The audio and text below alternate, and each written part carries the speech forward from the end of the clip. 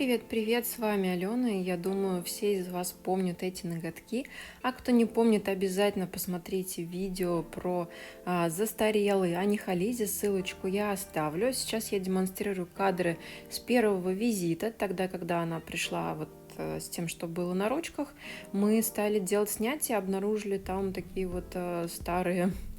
старые залежи. Все это дело зачистили. Я узнала, что эта девушка ветеринар, много работает с животными, а значит, находится в группе риска. И, конечно же, ей нужно быть осторожнее. Поэтому я сказала, что ничего наращивать не будем. Зачистим и отпустим ее.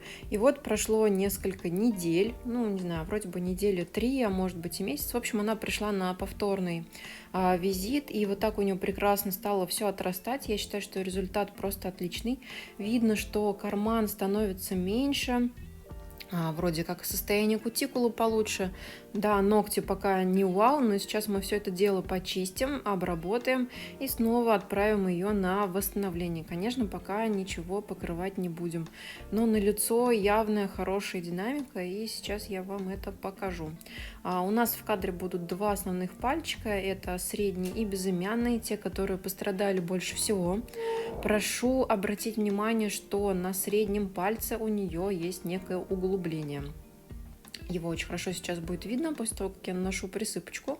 Вот, она, конечно, говорит, что ничего с ней там не было, и все было в порядке, и нигде она не прищемляла и не ударялась, но ввиду специфики ее работы вполне возможно, что кто-то, может, ее и куснул где-нибудь. Ну, в общем, я решила попробовать аккуратно зачистить. Я понимала, что у нее большие склейки на этих двух пальцах, и, наконец-то, дошла очередь до корундового конуса. Я прям ждала, когда же мне эту фрезу где-то применить. И вот обратите внимание, здесь у нее просто очень сильно склеенная кутикула, и никакой другой фрезой я туда не могла подлезть, и вообще она мне никак не отодвигалась. В общем, вот здесь мягенько, аккуратно я прошла и слегка подняла. Безусловно, у меня не было цели сделать какой-то там суперглубокий маникюр или что-то еще. То есть цель просто зачистить, убрать все старое. Кстати говоря, удобно этим конусом там вот анихализис дочищать. Цель просто убрать все старое, дать возможность ногтю расти дальше, все, что мешает, чтобы не мешало. И вот после корундового конуса я уже перехожу к фрезе с желтой насечкой, потому что я хочу оказать минимальное воздействие, максимально мягкое такое, чтобы ничего ей там нигде не повредить. Продолжаю осуществлять зачистку. Как видите, кармашки все еще остались, но они гораздо меньше, и там много огрубевшей кожи. Конечно же, я все ее убираю. Аккуратно все выравниваю, стачиваю, запиливаю всеми возможными и невозможными подручными инструментами. В ход пошли и кусачки кутикульные. Я вас умоляю, так не делайте, потому что это очень-очень плохо, когда вы начинаете подрезать кончик ногтя именно маникюрными кусачками. Но здесь есть лайфхак. Нужно подрезать не носиком, острием, а именно пяточкой. Тогда вы не испортите заточку. Но и то, если ноготь станьшон, уже спилен фрезой, и нужно подлезть прям совсем чуть-чуть. А вообще для этих целей нормально люди используют пряморежущие. Но я не понимаю, по какой причине у меня их не оказалось под рукой. В общем, как сложилось, так сложилось. А я продолжаю счищать и срезать все это маленькими коротенькими шажочками, так, чтобы никому не было больно и неприятно, потому что очень часто я слышу, точнее, читаю комментарии, наверное, это ужасно больно, наверное, ей так некомфортно. Нет, ничего там не больно, ничего некомфортного нету.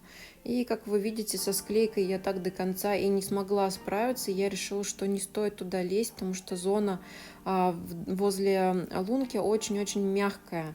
И можно там легко травмировать. Как раз-таки, может быть, вот эта ямка так и появилась. А вот тут я все-таки взяла пряморежущие. Правда, у меня были глазки. И дорезала ими свободный край. И, как вы видите, там еще в боковушечках осталось непонятно что. Дорезаем аккуратненько, маленькими кусочками, если нужно, доковыриваем и допиливаем. Вот такие суперпрофессиональные термины я использую, но я не знаю, как еще это объяснить. Это реально вырезание и ковыряние.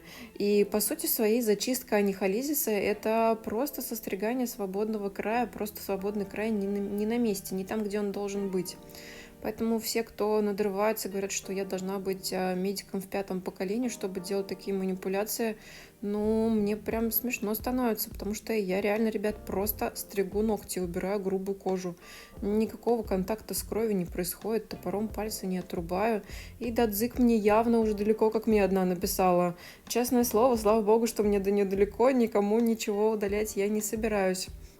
Ну да ладно, что-то меня прорвало, потому что, знаете, читаешь что-то, комментарии, стараешься, что-то видео какие-то снимаешь, и тут тебя начинают, да ты дзык, да тебя под суд, да тебя туда, да вообще тебя там на мыло надо пустить. Ну нет, ребят, ну просто же пилим, просто спиливаем кожу, и не принципиально, какую часть кутикулы вы пилите там или здесь. Я всегда обрабатываю ровно до тех пор, пока клиенту это комфортно. Если вдруг хотя бы какой-то мягкий, еле заметный дискомфорт, то сразу нет. И ладно, сейчас это пропустим и вернемся вот к той части, которую я обрабатываю. Вот тут у нее всегда проблема, там какая-то непонятная забитость, скапливается грязь, и она еще говорит, что постоянно воспаляется кутикула после обработки. Я думаю, что это случается по причине того, что мастера пытались вот эти самые склейки у нее разорвать. Вот в тот раз этого не было, а в этот раз все срослось.